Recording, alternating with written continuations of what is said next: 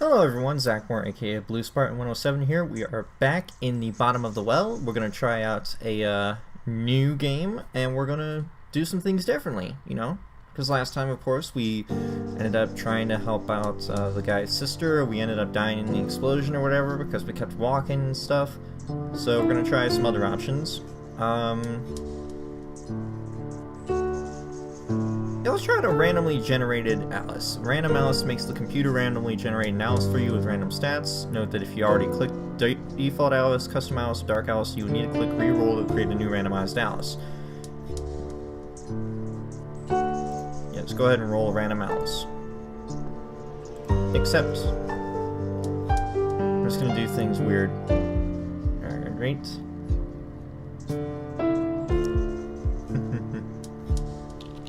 Okay, so now we're back in the morning stuff. Morning, eh? Morning. Did you catch the anniversary reading last night? No, well, I tried, but I fell asleep. Listen, about that. You fell asleep? Oh, come on. Alice in Wonderland is like our favorite. Let me finish. Something happened. I was tuning in on my radio. You're such a Luddite. Amazing I could even catch you online. Shut up, I'm not a Luddite. I just like analog things. Anyway, I was tuning into the broadcast, and I must have hit the AM switch or something because suddenly the channel changed to something else. What, aliens? Oh, government-run number stations! Gosh damn it, I ruined it again. Whatever. No, it was this weird, like, white noise at first. It's hard to explain why I was so drawn to it. I can hear snippets of some melody, maybe lyrics, but the signal was weak. You know, actually, I could probably just skip this whole thing, because we've done this. So, sorry for bringing you guys back to that. So, like I said, it was the end of the world. Everything I did that day felt like the real thing. Smell, sight, color, touch. It's important that you know that. I wasn't acting like I would in a dream. I didn't know it was a dream. Heavy. Yeah, let's go ahead and skip that. Alright. Let's go ahead and go online to find out what's going on.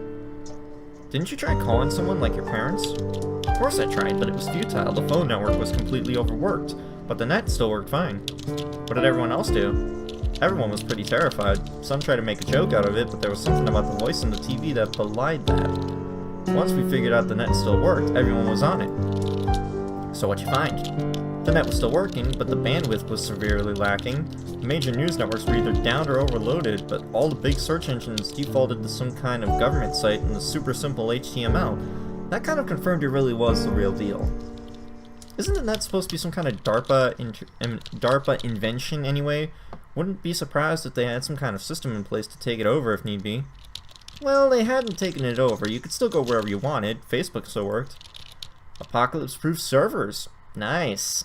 It was insane. I tried to get in touch with my brother. He's the only one who's ever gotten an account. But there was no reply. I was spammed my aunts and sent an email to my mother, but I don't know. It felt like I needed to find someone right there and then. And? A group chat. It was spread through our social network like wildfire. Someone had found the closest old fallout shelter that was actually still operable down on 3rd. People were going there, just grabbing all they could and running before the bombs fell. So what happened next? You know, I did find you online. That must have been useless. I'm all the way over in Old Blighty. Useless, I mean, unless things were different in your dream. No, you were still in the UK. The bombs had already started falling there. What's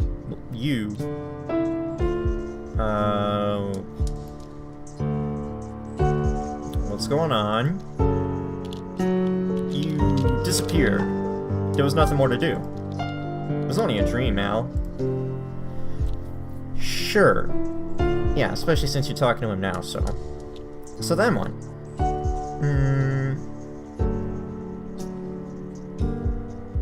Yeah, let's try and go for the fallout shelter in this one.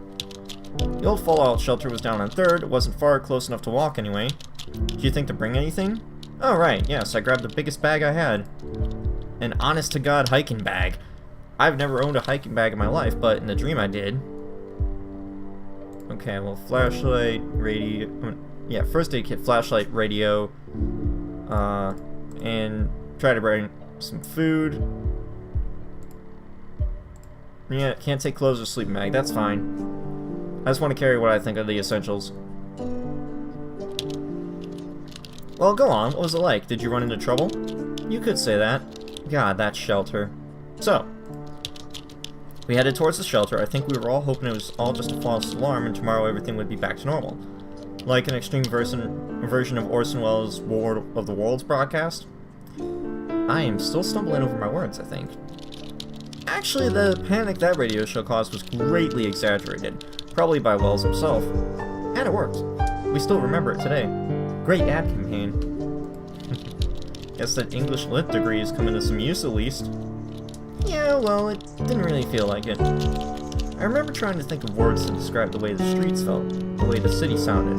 Turmoil, chaos, anarchy, tumult, pandemonium. The capital of hell. Now, who's got a degree in Lit? Stop stalling. Yeah, it's just so fucking...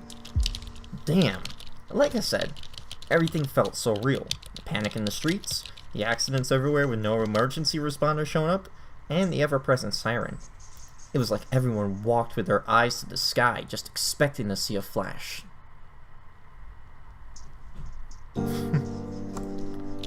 Did you make it to the shelter okay? The shelter was actually in the basement of a bar. They used it as storage, which was handy since there was a door towards the street. But there was no signs of anything like that anymore. I just knew about it from the Facebook conversation. Okay. Wait, isn't that the bar you always go to? The Rat Bar? Oh, look at that. It's changing in the background. Yeah. Well, go on, Alice. Did you get in? We went to the old entrance, which was down a narrow side alley. Some of the others were waiting for us there, and a few more came while we said our hellos. I actually felt pretty safe in that big group. The suspense is killing me. So I knocked on the door and then immediately tried the handle. It was locked. Nothing happened for a while. And then the door opened. Just a bit. And she stuck her head out. She? The bitch queen. Oh. I was getting the idea of that when she emphasized she. She was this redhead chick who had taken charge of everything in there. She was the one who originally posted about the place, so I guess she felt she owned it somehow. She stood there in the doorway looking me over and then basically said, "We're full," like it was an exclusive club. I can't believe they just keep you out for no good reason. Was it actually full? Huh, not a chance. There was a sign on the door that said capacity 100. There was just no way there was 100 people in there already. I said as much. She didn't reply. I guess you didn't just let it be at that.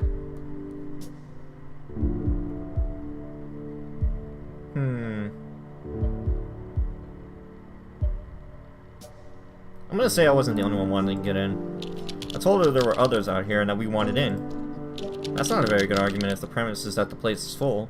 Yes, except that I used it as leverage. I told her we were coming in one way or another. I guess there was something about the way I said it that made the others realize it was time to loom closer. You're a right thug. So she let you in?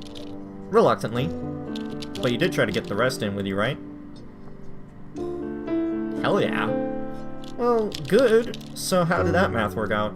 It wasn't math, it was narrative. Her narrative was, this shelter is full, but we can take people who have their own supplies because we have none to spare. I knew that already, it was bullshit, but I had to humor her. Anyway, the narrative math was very simple. 1 day of food for every person she was letting in. So we talked about it. And yeah, not everyone can make it, but that was the harsh reality of the situation. Ugh. We tallied up our food. They had enough for one more person that made for 2 days of food and as many people in, plus me. The rest, she would shut out. Ugh, this is making me angry just listening to it. Did you go through with it?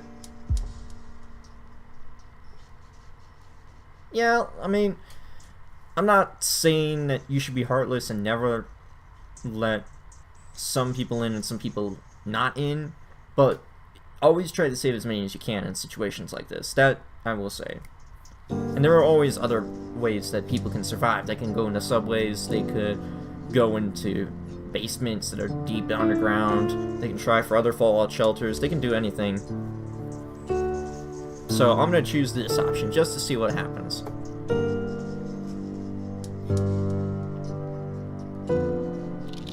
We barely had time to get our bearings before she started taking command again, telling us to hurry up and empty our bags.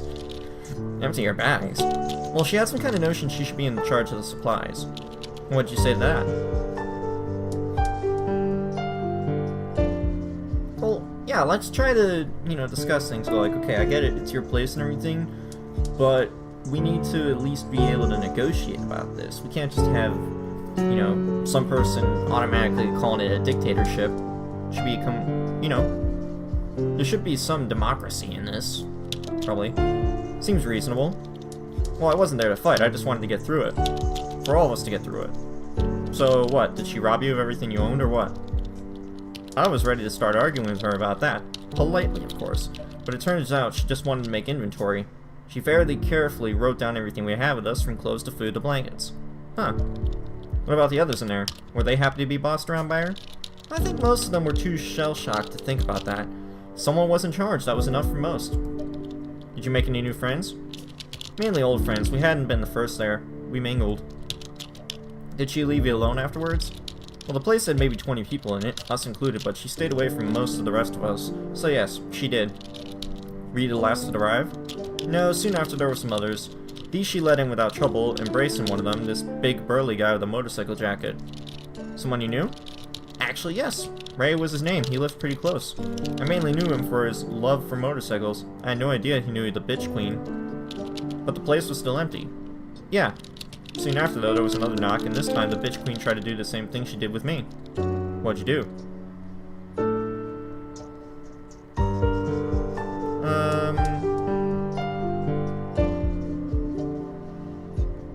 I'm gonna step in. Damn right. When I raised my voice at her, she just turned red. What was your approach?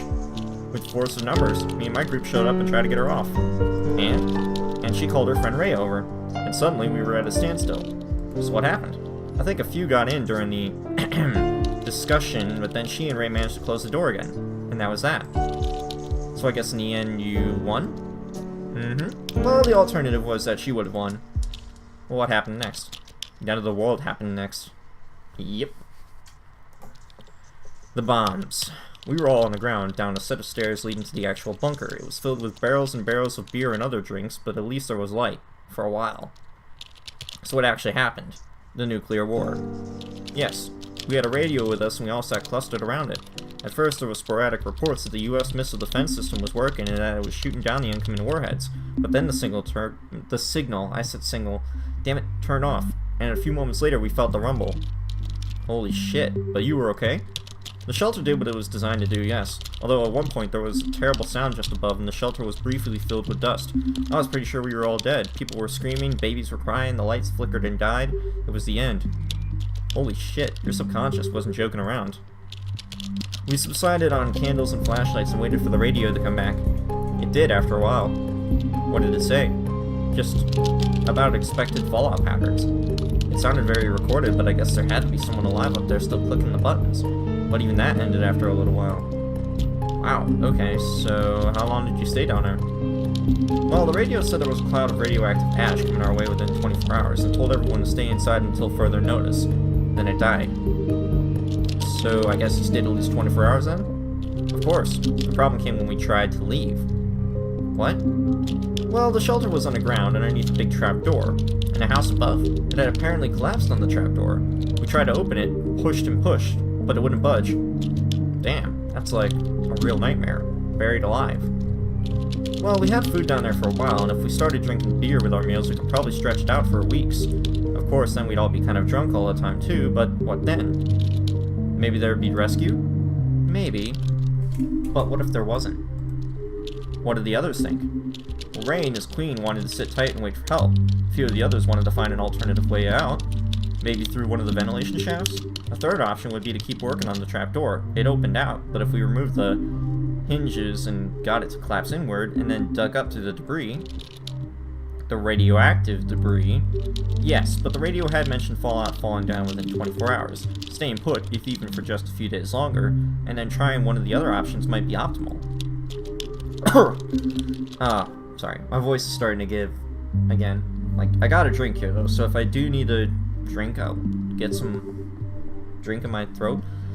Otherwise though, let's just go ahead and try to continue. Anyway, people were getting very antsy, so it was time to make some kind of decision. So what did you do?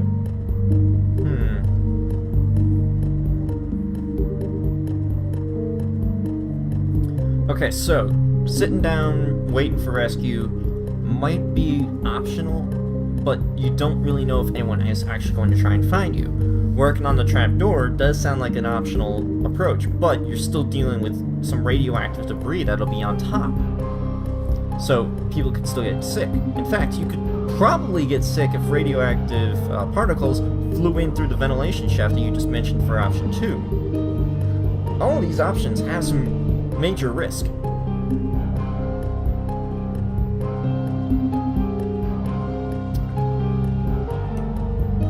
I needed to get a drink, sorry. Plus, with ventilation shafts, you gotta know whether or not they're big enough to actually fit a person. Now, some ventilation shafts are, but there are plenty others that aren't. So, I'm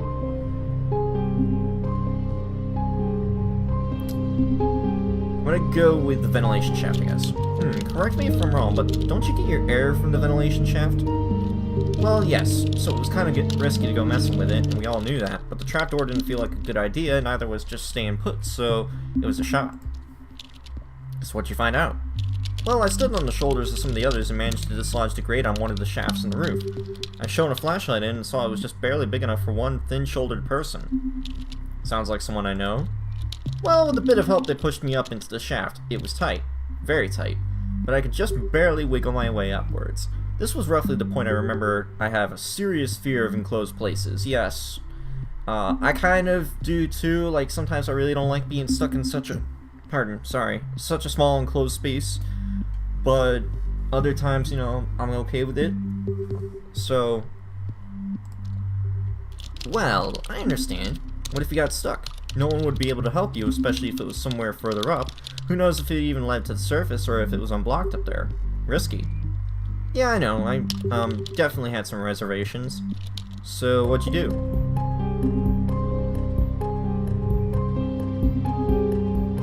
I'd at least try, and then if things appear to be going wrong, I would then try to make my way downward. Brave. Oh, it was that or remain stuck underground. Either way, I was going to die in the dark. Still, I think most people would prefer to delegate that, or then hope for the best somewhere else.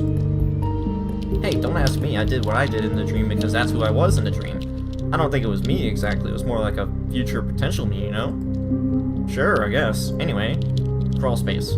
How did you do? It was tight, and it got tighter fast. I felt like hyperventilating, but somehow I got my breathing under control. The flashlight helped a lot. Yeah! Good for me picking the flashlight. I guess you didn't have a piece of mushroom that would make you smaller, did you? Ha, very appropriate. No, I didn't. Anyway, somehow I managed to continue, pushing myself up the sides of the tunnel. I got so tired so fast, every muscle in my body was burning. You can't have been that far underground, though. It must have been just a few dozen feet, right?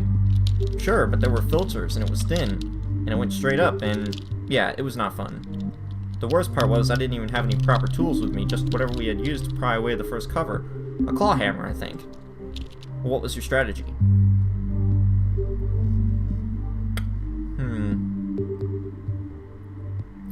Yeah, with a scenario like this, you definitely want to take it slow and steady. Analyze what's up in front of you, and then figure out a way to get through it. So, slow and steady wins the race, they say. Nice guys finish last, they say. There's multiple meanings for that second phrase I just said, so I'm gonna just continue. It wasn't easy, and I really don't want to think about what would have happened if I hadn't kept my cool. It would have been so easy to just get stuck. But you didn't. I didn't. Somehow I found myself looking at the sunlight, streaming in through a grate at the very top. At this point I had removed about 5 active coal filters, so I knew that whatever else happened, their filtration system would be broken now. In other words, you had to get them out. Yes, except that wouldn't be as easy as that. Jesus, the way things looked up there. Yes?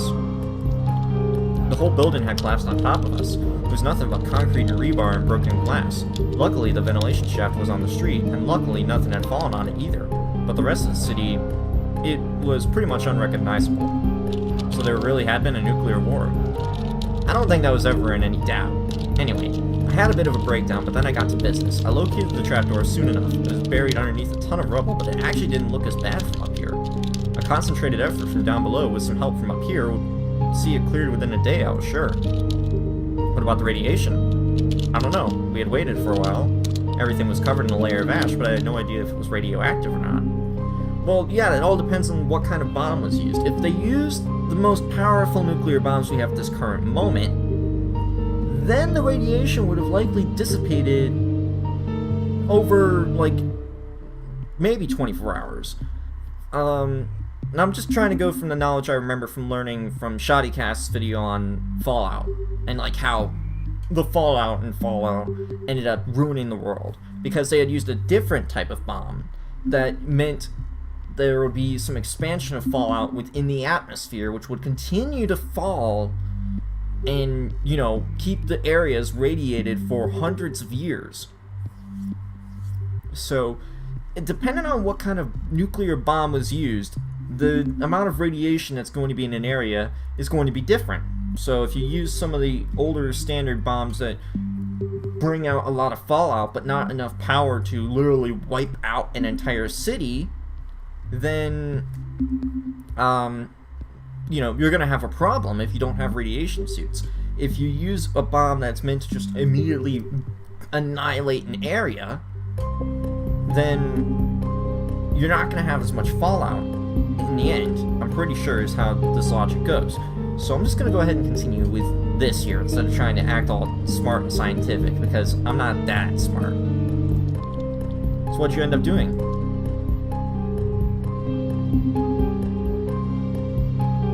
Well, it would be much faster to dig them out if you found help.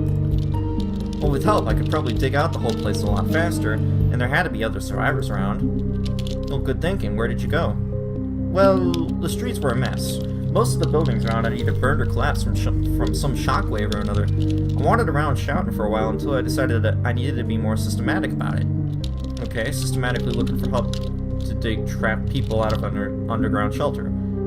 How did you do that?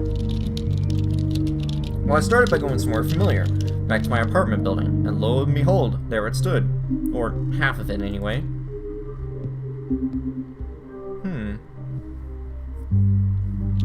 Was it badly hit? You could say that. As I walked up to it, I was actually amazed at how well preserved it was, but as I got closer, I realized half of it was just gone, and everything beyond it was a ruin. It was at the very limit of the instant death zone, I guess. Yeah. Well, now that I was there, I wanted to see what it was like. Did you know your neighbors well? As well as one might expect. Anyway, I went inside and almost immediately heard voices. I followed the sound and soon found a room on the ground floor. I knocked and a man opened. I recognized him and he was one of my neighbors. His name was Ross, and he had a small group of other survivors had gathered in one of the bottom floor apartments. There was a family with 2 kids, an old lady, and a janitor. Not exactly a Marine Corps detachment, but better than nothing. After sharing stories of survival, they had all hid in their apartments and hadn't really moved from the building since, I told them about the fallout shelter. Did they agree to help? The family's kids were both getting really sick. I think they wanted to find any place that was safer than here. The others also quickly agreed. With the group in tow, we returned to the shelter entrance. You didn't bother going back up to your apartment? I did, actually, but it was nearly unrecognizable. The windows had all been blown in, and everything was covered in ash. I looked at it for a while, and yeah, it felt pretty bad, but somehow there just wasn't anything there that I wanted. It felt good to shut the door behind me and leave. Interesting. Anyway, how did the whole thing go with help? It was faster, definitely, but they still had to collapse the trapdoor from below. Still, we managed to get it done within a day. It must have been wonderful, though, to help dig out all those people. Were they grateful? Oh yes, although the bitch queen still held on to her fort. She said in no uncertain terms that she was staying right there, and that anyone who didn't want to wait for rescue was free to leave. And you? Were you free to stay? Not in a million years. Some of the others, though, the family with kids, were allowed to go down. It was me she went after. Queen bee syndrome, maybe. And the rest? The others crawled up after me. They all wanted to leave too. A few others joined as well, jumping camp. Ross decided to stay with the family. That's why they helped excavate the shelter, after all. I said thanks to all of them and let them go. So what did you decide to do?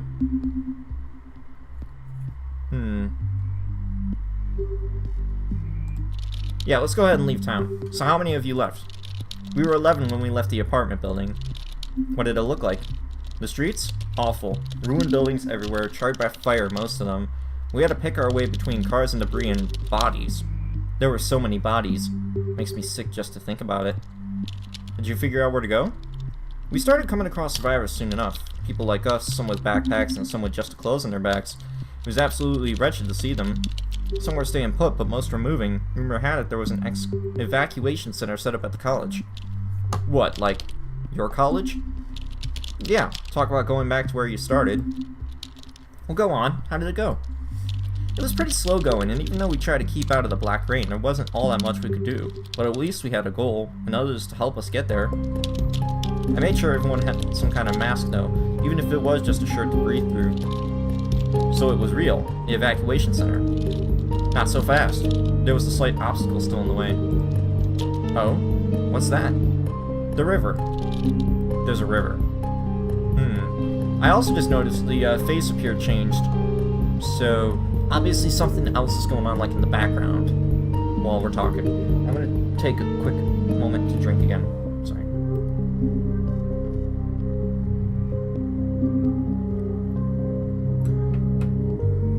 Alright, anyway, so.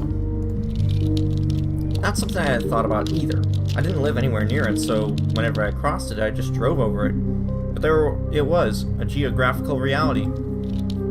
So, I mean, the bridges were surely still there. True, but when we approached them, we realized they were occupied. Uh-oh. By whom? I'm not sure. I saw them from afar, kind of ducked in the cover. I saw immediately they weren't good news. They had guns and were harassing the other people who had come to the bridge. I think they were mugging them. Did they let anyone pass? Yes, some, but I didn't know what the price was or if they had some other criteria for letting people through. So what did you do?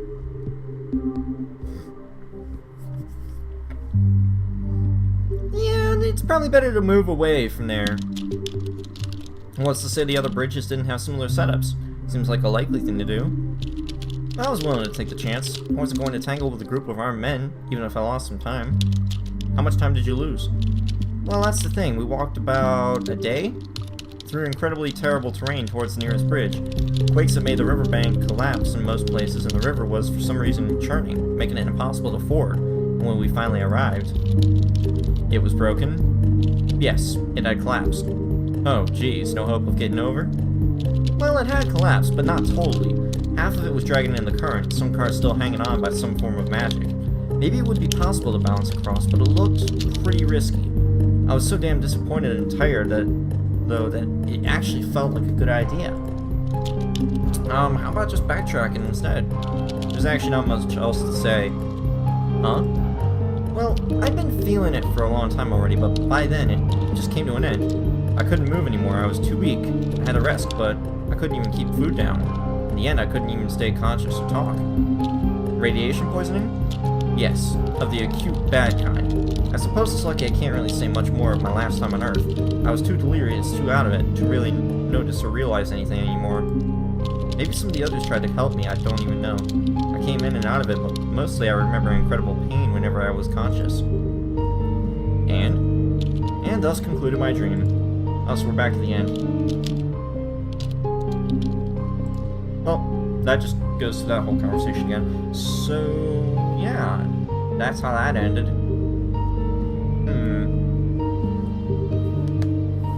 Alright, so there's the credits again. We'll just get through them quickly. And yeah, so that's going to be part 2.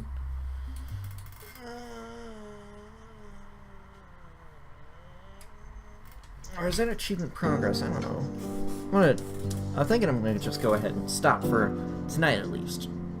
You know, 2 episodes recorded is not too bad.